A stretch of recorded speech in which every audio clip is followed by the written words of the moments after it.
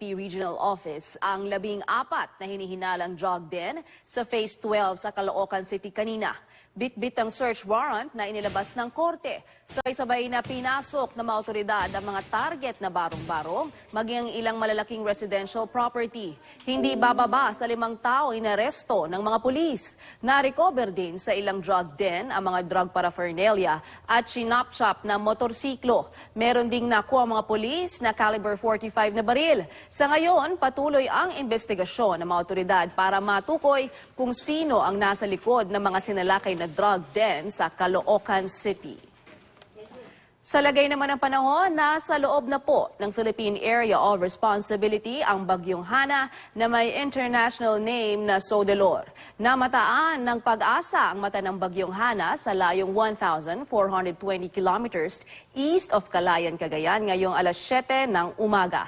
Taglay nito ang lakas ng hangin umaabot sa 215 kilometers per hour, bugso na hanggang 250 kilometers per hour. Inaasahang kikilos ang bagyo pa west-northwest sa bilis na 20 kilometers per hour. Sa datos ng The Weather Company, mababa pa rin ang tsansa ng landfall sa Pilipinas, bagaman maaari itong makapagdala pa rin ng ulan at hangin sa extreme northern Luzon.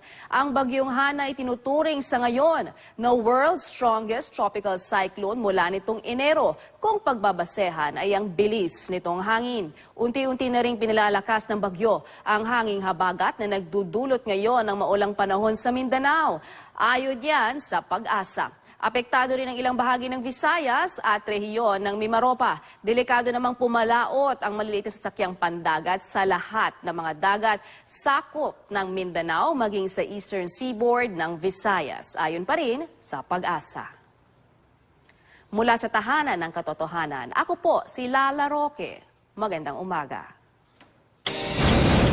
Bagyong Hana na may international name na Sodelor, nasa loob na ng Philippine Area of Responsibility.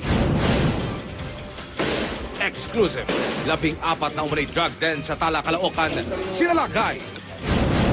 Dingdong Dantes, excited na maka-eksela sa Barikoy ang nag-iisang superstar.